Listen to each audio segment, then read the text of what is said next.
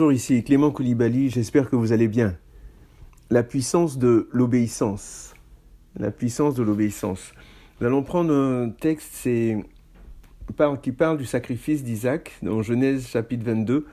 Et par la grâce de Dieu, nous allons voir ce que nous pouvons en tirer. Il y a beaucoup de choses et puis on va en tout cas essayer d'en nommer quelques-unes. Donc, je lis Genèse 22 à partir du verset 1. Après ces événements, Dieu mit Abraham à l'épreuve et lui dit, « Abraham, il répondit, « Me voici. » Dieu dit, « Prends donc ton fils, ton unique, celui que tu aimes, Isaac, va-t'en dans le pays de Moria, et là, offre-le en holocauste, sur l'une des montagnes que je t'indiquerai. » Abraham se leva de bon matin, sella son âne et prit avec lui ses 2 jeunes serviteurs et son fils Isaac. Il fendit du bois pour l'holocauste et partit pour se rendre à l'endroit que Dieu lui avait indiqué. Le 3e jour, Abraham, levant les yeux, vit l'endroit de loin. Alors il dit à ses jeunes serviteurs, « Vous, restez ici avec l'âne, le jeune homme et moi, nous irons là-haut pour adorer, puis nous reviendrons auprès de vous. » Verset 6. Abraham prit le bois pour l'holocauste, le chargea sur son fils Isaac et prit dans sa main le feu et le couteau. Ils marchèrent tous 2 ensemble. Alors Isaac adressa la parole à son père. Il dit, « Mon père !» Il lui répondit, « Me voici, mon fils. » Isaac reprit, « Voici le feu et le bois, mais où est l'agneau pour l'holocauste ?» Abraham répondit, « Mon fils, Dieu va se pourvoir lui-même de l'agneau pour l'holocauste. » Et ils marchèrent tous 2 ensemble. Lorsqu'ils furent arrivés à l'endroit que Dieu lui avait indiqué, Abraham y construisit l'autel et disposa le bois. Il ligota son fils Isaac et le mit sur l'autel par-dessus le bois. Puis Abraham étendit la main et prit le couteau pour égorger son fils. Alors l'ange de l'Éternel l'appela du ciel et dit, « Abraham, Abraham !» Il répondit, « Me voici. » L'ange dit, « N'étends pas ta main sur le jeune homme et ne lui fais rien, car j'ai reconnu maintenant que tu crains Dieu et que tu ne m'as pas refusé ton fils, ton unique. » Abraham leva les yeux et vit par derrière un bélier retenu dans un buisson par les cornes. Alors Abraham alla prendre le bélier et l'offrit en holocauste à la place de son fils. Abraham donna à cet endroit le nom de Adonai Iré. C'est pourquoi l'on dit aujourd'hui, sur la montagne de l'Éternel, il sera pourvu. L'ange de l'Éternel appela Abraham une seconde fois du ciel et dit, « Je le jure par moi-même, oracle de l'Éternel, parce que tu as fait cela et que tu n'as pas refusé ton fils, ton unique, je te comblerai de bénédictions et je multiplierai ta descendance comme les étoiles du ciel et comme le sable qui est au bord de la mer. Ta descendance aura le contrôle de ses ennemis. Toutes les nations de la terre se diront bénies par ta descendance, parce que tu as écouté ma voix. » Verset 19. Abraham s'en retourna vers ses jeunes serviteurs, puis ils se levèrent pour aller ensemble à Beersheba, car Abraham habitait à Beersheba. Amen. Et c'est vraiment un passage très intéressant, très riche. Et nous allons voir que, en fait, par rapport à la vie d'Abraham, par rapport à nous, dans notre marche avec le Seigneur, il arrive parfois qu'il nous mette à l'épreuve. Et on voit Abraham ici qui est mis à l'épreuve, donc on va voir la mise à l'épreuve. Donc il arrive parfois que Dieu nous mette à l'épreuve et on va voir également qu'une fois mise à l'épreuve, notre attitude, notre comportement, notre réponse à l'Éternel est déterminante. Comment est-ce qu'on agit? Comment est-ce qu'on pense? Comment est-ce qu'on réagit par rapport à ce que Dieu nous demande? Et finalement, nous allons parler du fait que dans sa grâce, Dieu nous fait comprendre la raison ou les raisons pour lesquelles nous sommes passés par cette épreuve. Des fois, ça peut prendre du temps, mais Dieu nous le fait comprendre, comme il le désire, comme il le veut.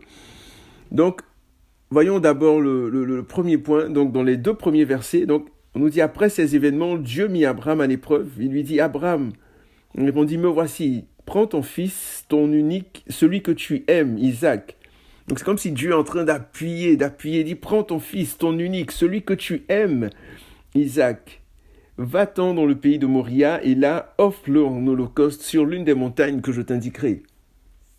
Vous savez, pourquoi les épreuves? Comment réagir dans les épreuves?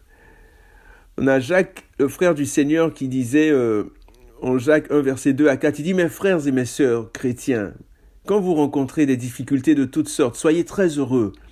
Vous le savez, si votre foi reste solide dans les difficultés, celles-ci vous rendent plus résistants. Il faut que vous résistiez jusqu'au bout, alors vous serez parfaits et vous ne manquerez de rien. » Donc les épreuves, les examens, les tests nous rendent parfaits, nous rendent solides, contribuent à ce que nous parvenions à l'état d'homme fait, d'homme parfait, la stature parfaite de Christ. Donc on voit ici que l'objectif des épreuves, c'est vraiment de devenir plus résistant, plus patient, plus endurant, afin de parvenir à une pleine maturité spirituelle. Il y a une autre version, c'était la version Parole de vie, la version Parole vivante qui dit « Mes frères, réjouissez-vous lorsque vous passez par toutes sortes d'épreuves ou de tentations. Estimez-vous heureux. Elles sont pour vous l'occasion d'accéder à la joie parfaite. Vous savez bien que si votre foi est mise à l'épreuve et si elle tient bon, elle développera votre endurance. Mais pour que vous parveniez à une pleine maturité spirituelle, il faut que l'épreuve achève son œuvre sans que votre constance se relâche, que votre patience se manifeste dans toute votre conduite et s'accompagne d'actes parfaits. Ainsi, vous serez plein de force et vous parviendrez au but. Vous deviendrez irréprochable et il ne vous manquera de rien. Vous voyez, en fait, les épreuves ne servent pas tant que telles à Dieu, c'est plutôt à nous, c'est plutôt pour notre perfectionnement.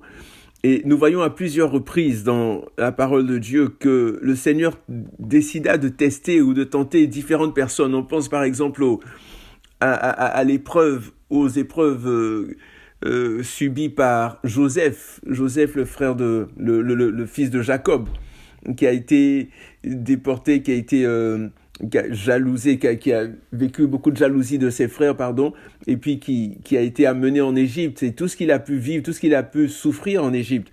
On se rappelle de David, les épreuves par lesquelles il est passé. On se rappelle de Moïse, on se rappelle de Daniel, de différentes personnes. Et c'est la voie normale. Lorsqu'on décide de véritablement chercher le Seigneur, marcher avec lui, l'école de Dieu, une des matières dans son école, ce sont les épreuves, de passer par les épreuves, de passer par des tests, de passer par des examens. Et c'est vraiment quelque chose de normal.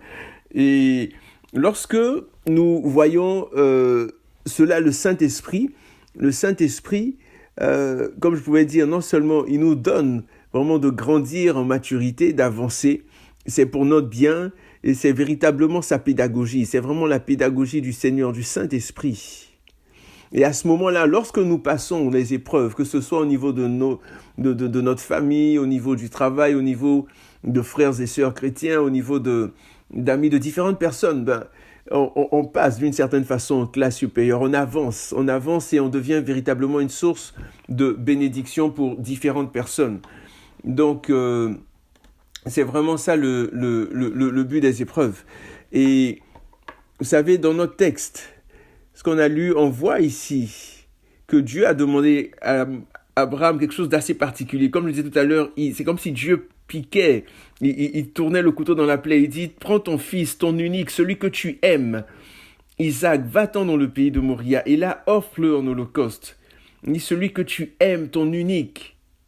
Et on ne peut pas imaginer à quel point, ou ce que pouvait ressentir Abraham, la douleur qu'il pouvait ressentir. Mais vous savez, une chose est importante, c'est de faire confiance ou de fixer nos regards sur la promesse ou de fixer nos regards sur celui qui promet.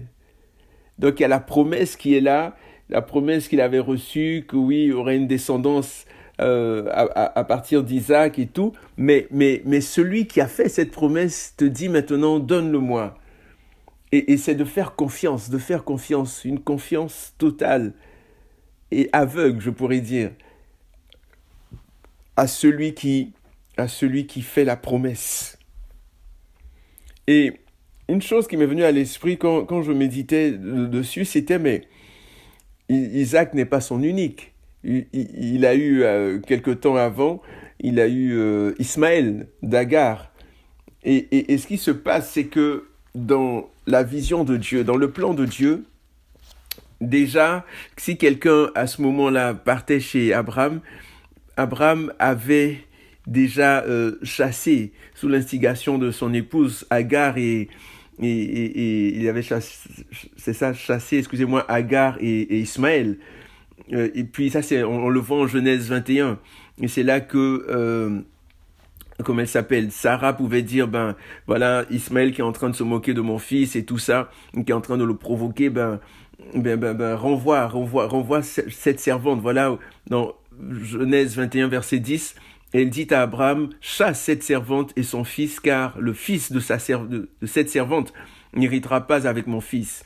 Il nous dit cette parole des plus forts à Abraham à cause de son fils, parce qu'il aimait Ismaël, c'est son garçon, c'est son fils. Mais Dieu dit à Abraham, n'aie pas de déplaisir à cause du garçon de ta servante. Accorde à Sarah tout ce qu'elle te demandera, car c'est par Isaac que tu auras une descendance qui porte ton nom.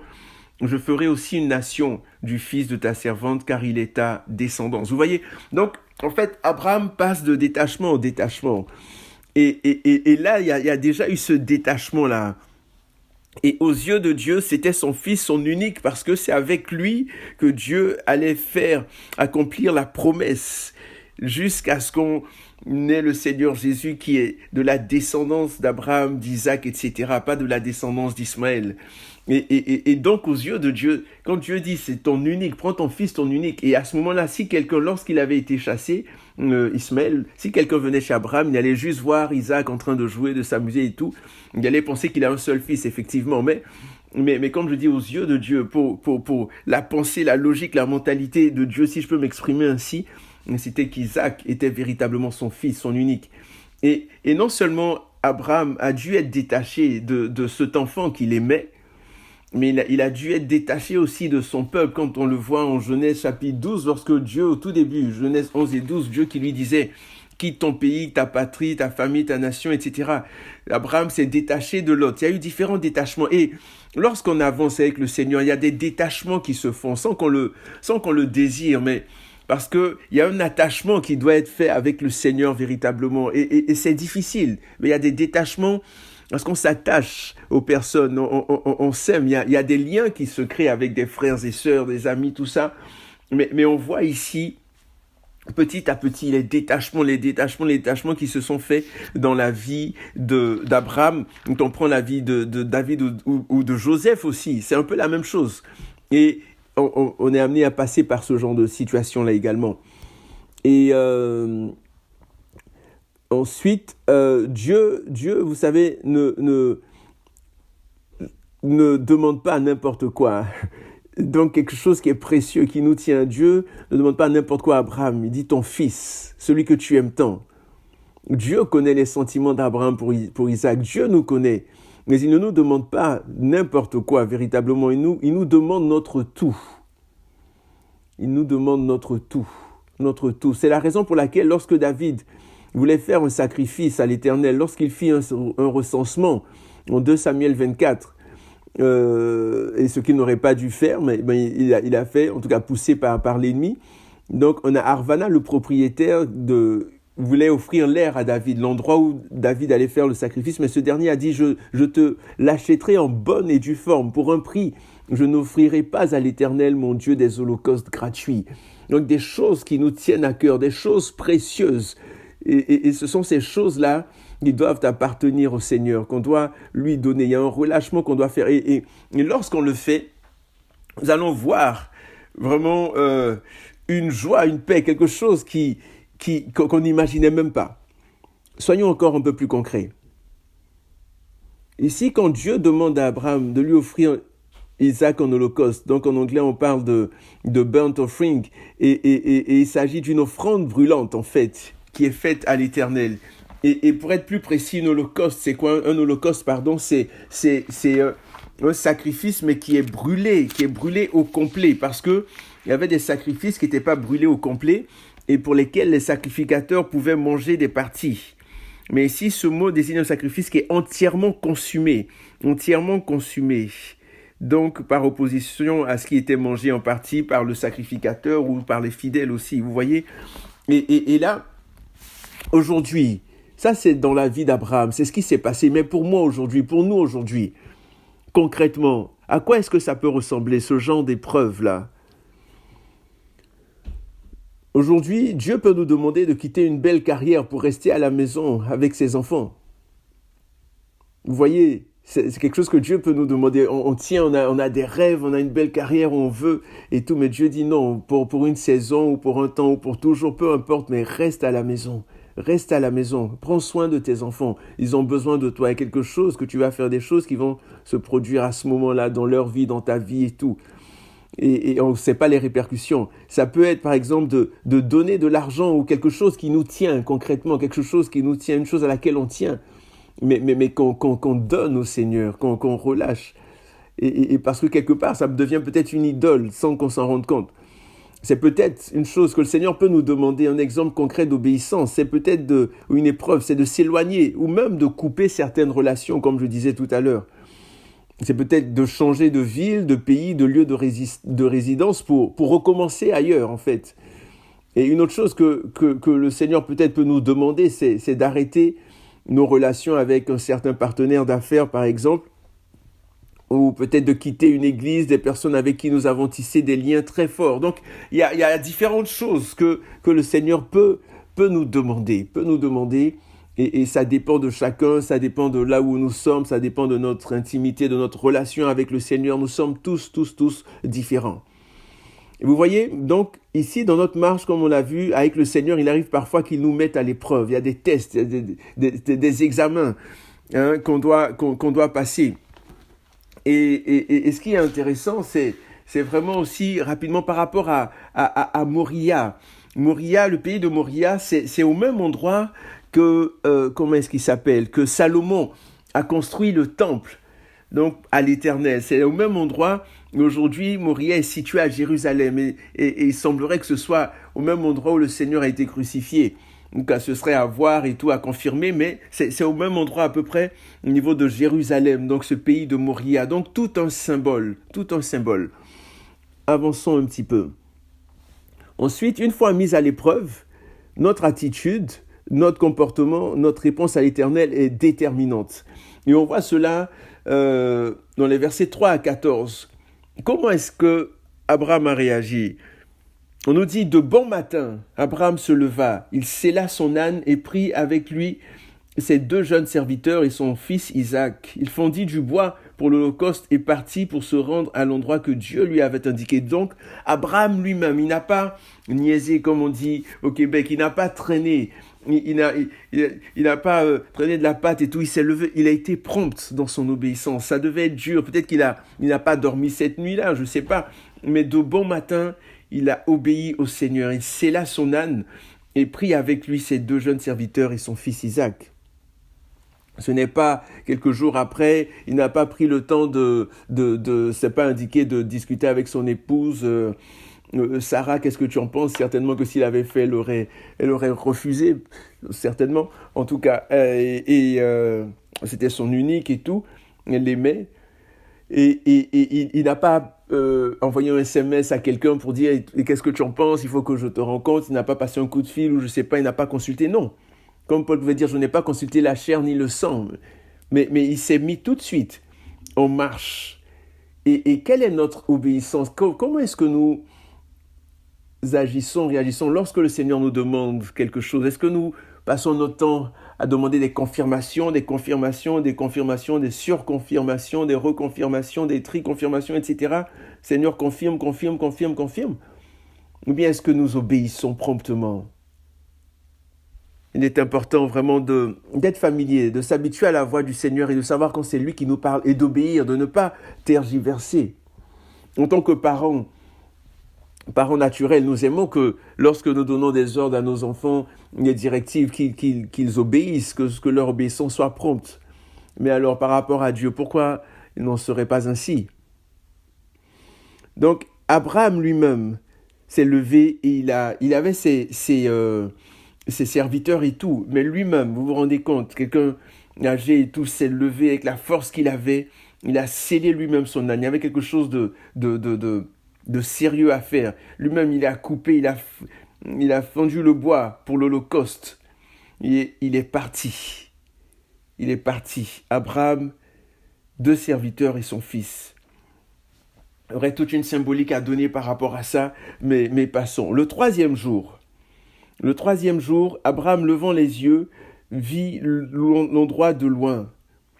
Alors il dit à ses jeunes serviteurs, « Vous restez ici avec l'âne, le jeune homme et moi, nous irons là-haut pour adorer. » Le troisième jour, pourquoi 3 jours? Pourquoi 3 jours? Vous savez, 3 jours, comme le Seigneur Jésus, 3 jours et 3 nuits. Il a été crucifié, il est ressuscité le 3e jour, 3 jours. Et je pense que ces 3 jours-là de voyage, c'était une sorte de crucifixion dans le cœur d'Abraham. C'était une sorte de mort à soi-même. Quand on se rappelle de Galates 2:20, j'ai été crucifié avec moi-même. Et si je vis, ce n'est plus moi qui vis, c'est Christ qui vit en moi. Si je vis maintenant dans la chair, je vis dans la foi au Fils de Dieu qui m'a aimé, qui s'est livré lui-même pour moi. Donc il y a une certaine crucifixion à voir, il y a une certaine mort que Abraham devait vivre 3 jours et 3 nuits. 3 jours et 3 nuits. Donc, il était là, il ressassait, il pensait. Et peut-être qu'il y avait cette pensée-là qui disait, ok, on fait demi-tour. Allez, on fait demi-tour. Mais non, est-ce que c'est vraiment Dieu qui t'a parlé ou quoi que ce soit? Non. Mais il a continué. Vous savez, le comble de l'obéissance, c'est là le comble de la foi. Marcher en avant sans comprendre.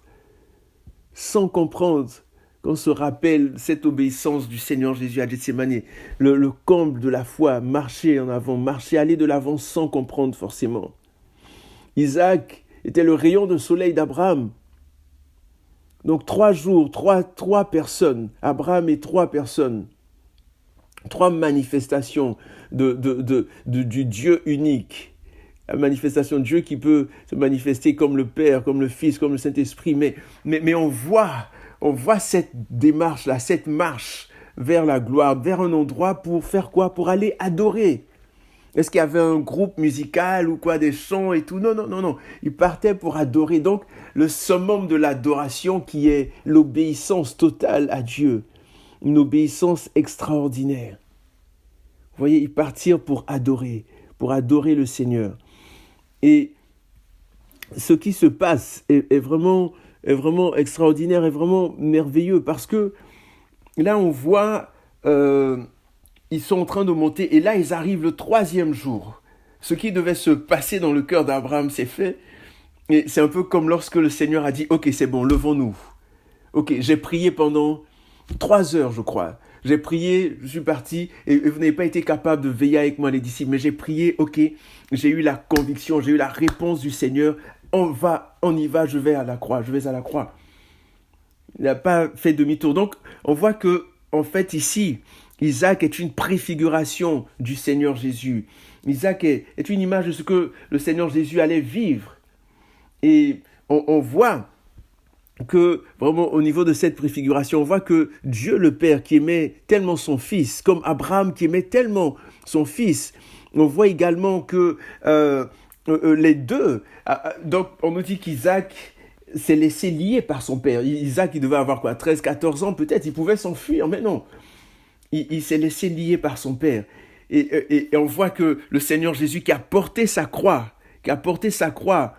pour aller jusqu'au calvaire, jusqu'au mont Golgotha. Et ici aussi, on voit cette préfiguration dans laquelle on nous dit que Abraham, lorsqu'il se leva de bon matin, il chargea le bois. Voilà au verset 6. Abraham prit le bois pour l'Holocauste, le chargea sur son fils et prit dans sa main le feu et le couteau. Donc les épreuves. Donc le feu et le couteau. Le couteau qui est comme cette lance qui allait percer le Seigneur Jésus. Prit le feu et le couteau, le bois de la croix sur le Seigneur Jésus, sur cette croix, ce bois sur lequel le Seigneur allait être crucifié. Et on voit l'épreuve du feu. Et c'est extraordinaire de voir ces liens-là et de voir que les deux ont été sacrifiés sur la même montagne, comme je disais au début. Et tous les deux qui ont été délivrés d'une certaine façon le troisième jour, qui sont ressuscités, qui sont revenus. Donc cette préfiguration, c'est vraiment quelque chose de fort, quelque chose d'extraordinaire. Et lorsqu'ils marchent, et on voit là la question d'Isaac à son père, il dit « Père », verset 7, alors Isaac adressa la parole à son père Abraham et dit « Mon père », il lui répondit « Me voici mon fils ». Isaac reprit « Voici le feu et le bois ». Donc voici l'épreuve, vraiment la difficulté, le feu, le baptême de feu, l'épreuve. Et voici le bois de la croix, le bois. Voici le bois sur lequel on va mettre l'holocauste qui va être brûlé. On va d'abord tuer l'holocauste et ensuite ce bois sur lequel on va brûler l'holocauste. Mais où est l'agneau ? Où est l'agneau ? Où est l'agneau ? Et cette réponse, vous savez, il y a des réponses qui prennent des siècles, des questions qui prennent des siècles à être répondues. Où est l'agneau ? Plusieurs siècles plus tard, cette réponse a été donnée par Jean-Baptiste. Voici l'agneau. Où est l'agneau ? Voici l'agneau. Vous vous rendez compte, toutes les années, tout ce qui s'est passé, le temps que Dieu a pris pour répondre à cette question d'Isaac. Je ne sais pas si vous me comprenez. Donc, voici l'agneau qui ôte les péchés. Voici l'agneau, voici l'agneau. Donc toute cette préfiguration dans l'histoire et tout. Voici l'agneau, véritablement qui est là maintenant. Où est l'agneau, mon père ? Où est l'agneau ? Et lorsque on vient au Seigneur, et voici la question, la réponse que le Seigneur a donné, qu'Abraham a donnée. Mon fils, Dieu va se pourvoir lui-même de l'agneau pour l'holocauste. Quelle foi ? Dieu va se pourvoir lui-même. Dieu va se pourvoir lui-même. Et par la suite, on nous dit, ils marchèrent tous deux ensemble. Lorsqu'ils furent arrivés à l'endroit que Dieu lui avait indiqué, Abraham y construisit l'autel et disposa le bois. Il ligota son fils Isaac, son fils qui n'a pas fui, qui était tranquille, certainement, qui voyait son père faire. Il avait vu son père à plusieurs reprises ligoter des agneaux, ligoter des animaux pour faire des offrandes, des holocaustes au Seigneur, à l'Éternel, à notre Dieu. Mais là, c'était lui l'agneau. Qu'est-ce qui se passe ? Il dit, je fais confiance à mon Père, peu importe, advienne que pourra. Est-ce que nous faisons ainsi confiance ? Quand Dieu nous demande des situations difficiles, est-ce que nous sommes prêts à passer par le feu, comme les amis de Daniel, ils sont passés par le feu, ils ont dit, peu importe, le baptême de feu, le feu, qui consume. Il dit, nous ne nous mettrons jamais devant toi, Shadrach, Meshach et Abednego, ô mon roi. Continuez à respecter le roi, mais jamais nous ne nous prosternerons.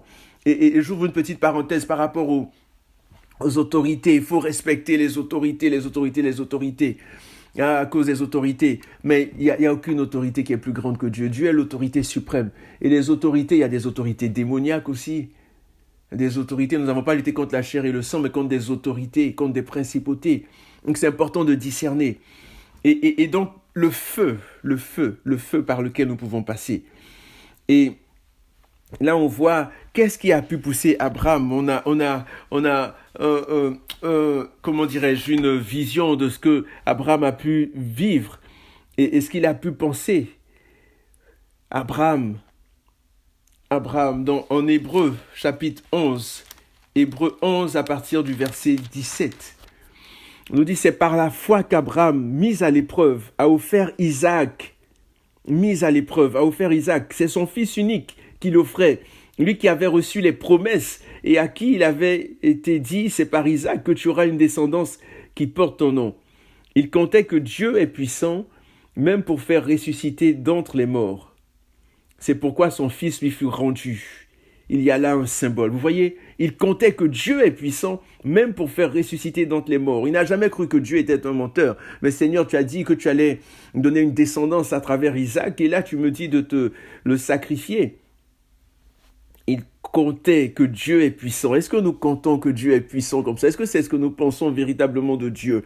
Nous avons besoin vraiment de prendre du temps dans sa présence, de prendre du temps dans sa parole afin d'être renouvelé, oui, vraiment dans notre intelligence, afin d'avoir cette conviction-là, d'avoir cette foi, cette intimité qu'Abraham avait avec le Seigneur. Et la suite, on la connaît, lorsque Abraham accepta l'épreuve et l'ange est arrivé, et par rapport au temps, en tout cas il y aurait beaucoup de choses à dire aussi par rapport au bélier. Donc là on voit rapidement que lorsqu'Abraham était sur le point de tuer son fils, l'ange de l'Éternel, donc le Seigneur Jésus, ça s'appelle une théophanie, donc une image de Dieu. Donc c'est le Seigneur de Jésus qui est venu, qui lui a parlé. Il dit, l'ange de l'Éternel appela Abraham une seconde fois du ciel. Pardon, la première fois il dit, Abraham, Abraham, il répondit, me voici. Et quand Dieu appelle quelqu'un 2 fois, Moïse, Moïse, Abraham, Abraham, me voici, pour dire, il y a l'ancien homme et le nouvel homme. La première fois, je t'appelle comme tu es, mais après je t'appelle pour changer ton identité, te donner quelque chose de nouveau, quelque chose de différent. Et Abraham, Abraham, il répondit, me voici. N'étends pas ta main sur le jeune homme, ne lui fais rien, car j'ai reconnu maintenant que tu crains Dieu et que tu ne m'as pas refusé ton fils, ton unique. Abraham leva les yeux et vit par derrière un bélier retenu dans un buisson par les cornes. Alors Abraham alla prendre le bélier et l'offrir en holocauste à la place de son fils. La substitution. C'est nous qui devions être à la croix, à cause de nos péchés, à cause de nos manquements. Tous sont péchés et sont privés de la gloire de Dieu. Nous devions être crucifiés. Mais le Seigneur a pris notre place. Et c'est ce qu'on voit ici. On voit cette préfiguration ici. On voit ce changement. Dieu qui a donné ce bélier à la place, oui, d'Isaac. Et on voit par la suite le Seigneur Jésus lui-même qui est mort et qui est ressuscité le 3e jour à notre place. C'est extraordinaire. Extraordinaire. Rapidement, je récapitule. Nous avons vu que dans notre marche avec le Seigneur, il arrive parfois qu'il nous mette à l'épreuve. Et une fois mis à l'épreuve, notre attitude, notre comportement, notre réponse à l'Éternel est déterminante.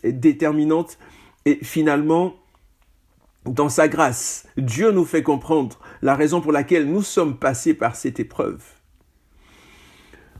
À partir du verset 15, l'ange de l'Éternel appela Abraham une seconde fois et dit, « Je le jure par moi-même, oracle de l'Éternel, parce que tu as fait cela et que tu n'as pas refusé ton fils, ton unique, je te comblerai de bénédictions. » Parce que Dieu voulait combler Abraham de bénédictions, mais il le testait, il voulait vérifier, voir. Et parfois on passe par le feu de l'épreuve pour voir ce qui est en nous, ce qui est en nous. Et Dieu a testé Abraham, il dit, parce que j'ai vu, parce que tu as fait cela, tu n'as pas refusé ton unique, parce que, oui, tu n'as pas refusé de marcher avec moi, parce que tu es allé jusqu'au bout. Mon fils, ma fille, voici ce que je vais faire dans ta vie. Même si Dieu avait prévu ces choses, même si Dieu l'avait dit auparavant, et oui, c'est une promesse, je ne vais pas dire qu'elle est conditionnelle ou quoi que ce soit, mais d'une certaine façon, tout dépend de nous aussi, de notre attitude, de notre marche, de nos décisions, vous comprenez? Donc, Dieu veut faire des choses, mais il y a notre part aussi. Et là, le Seigneur dit, je te comblerai, je te multiplierai ta descendance comme les étoiles du ciel, comme le sable qui est au bord de la mer. Donc, Dieu renouvelle l'alliance qu'il avait faite à Abraham plusieurs années auparavant. Vous voyez, donc l'Éternel appela de nouveau Abraham et lui renouvela une promesse extraordinaire. En conséquence de son obéissance sans borne, l'Éternel fit un serment à Abraham. Parce que tu as fait cela, tu n'as pas refusé ton unique, je te bénirai, je te multiplierai, etc., etc. Genèse 22, 15 à 17. Ce qu'Abraham a fait est tellement fort que le Seigneur multiplie la bénédiction d'Abraham. Dans une première apparition, le Seigneur avait dit à Abraham qu'il rendrait sa postérité aussi nombreuse que la poussière de la terre. Vous voyez, dans une autre apparition, ça c'était en Genèse 13, verset 16. Dans une autre apparition, en Genèse 15, verset 5, le Seigneur fit sortir Abraham et lui dit, regarde vers le ciel et compte les étoiles, si tu peux les compter, telle sera ta postérité. Et là, le Seigneur parle maintenant du sable de la mer, je multiplierai. L'Éternel fit entendre les conséquences de l'obéissance d'Abraham les conséquences de l'obéissance d'Abraham sur toutes les nations de la terre. Il dit, toutes les nations de la terre seront bénies en ta postérité. Et c'est extraordinaire. En Jacques 2, à partir du verset, la puissance de l'obéissance, quelle est-elle? En Jacques 2, verset 23 et 24. On va commencer à partir du verset 20. Jacques dit, mais veux-tu comprendre, homme vain, que la foi sans les œuvres est stérile? Abraham, notre père, ne fut-il pas justifié par les œuvres pour avoir offert son fils Isaac sur l'autel? Tu vois que la foi agissait avec ses œuvres et que par les œuvres, sa foi fut rendue parfaite. Ainsi s'accomplit ce que dit l'Écriture, Abraham crut, et cela lui fut compté comme justice. Il fut appelé ami de Dieu. Vous voyez l'obéissance, la puissance de l'obéissance. L'obéissance fait en sorte que tu deviens véritablement ami de Dieu. Il est passé par différentes situations, différentes épreuves, différentes étapes et tout. Et là, je veux dire, le test suprême, si je peux m'exprimer ainsi, il fut appelé ami de Dieu. Qui ne veut pas être appelé ami de Dieu? C'est pas le fait de chanter Jésus est mon ami de tous les jours. Non, c'est pas ce genre d'amitié-là. Ou bien, je suis l'ami de Dieu, je suis l'ami de Dieu. Non, du tout. C'est vraiment une amitié qui fait en sorte que l'amitié de Dieu, en sorte que tu passes par différentes situations, différentes épreuves, des choses. Et Jésus pouvait dire aussi à ses disciples, je ne vous appelle plus serviteurs, je vous appelle maintenant mes amis. Dans le psaume 25, verset 14, il est dit que l'Éternel fait connaître à ses serviteurs ses secrets. Voilà, la pensée secrète de l'Éternel est pour ceux qui le craignent, et cela pour leur faire connaître son alliance. La pensée de l'Éternel est pour ses amis, pour ceux qui le craignent. Donc il y a quelque chose, c'est pas juste dans la bouche simplement de dire des choses, mais vraiment de chercher le Seigneur, d'être à ses pieds, de dire Seigneur, je désire, Seigneur, être ton ami, mais pas simplement un désir, mais de passer à l'action par nos actes, par les épreuves, par les difficultés. C'est là que nous commençons petit à petit à être un véritable ami de Dieu. Et qu'il en soit ainsi, vraiment, et que nous n'oublions pas que la véritable adoration, c'est vraiment dans cette obéissance au Seigneur, au Saint-Esprit. Notre obéissance à l'Éternel est une occasion pour l'Éternel, non seulement de renouveler ses promesses à notre égard. Dans ces occasions, nous serons surpris de voir que le Seigneur multiplie les promesses qu'il nous a faites, afin qu'elles aient un plus grand impact. Dans ces occasions aussi, nous serons encore plus surpris de voir que les bénédictions de l'Éternel ne nous toucheront pas, nous uniquement, mais toucheront non seulement nos proches, notre famille, mais également des nations. Oui, des nations. Par ton obéissance, toi qui m'écoutes aujourd'hui, Dieu veut toucher des nations. Et il va le faire parce que tu vas te disposer, que nous puissions nous disposer vraiment, que nous puissions vraiment nous mettre à part pour obéir le Seigneur, peu importe ce qu'il nous demande. Vraiment, Seigneur, mon Dieu, je prie dans le nom puissant de Jésus, merveilleux Saint-Esprit, que tu nous donnes vraiment de t'obéir à tout point de vue, dans le nom puissant de Jésus. Amen. Portez-vous bien, que Dieu vous garde, que Dieu vous bénisse. Je vais mettre un lien en dessous dans la description. Si jamais vous voulez me rejoindre ou quoi que ce soit, n'hésitez pas. Et puis, surtout, n'oubliez pas que Jésus revient très bientôt. À la prochaine.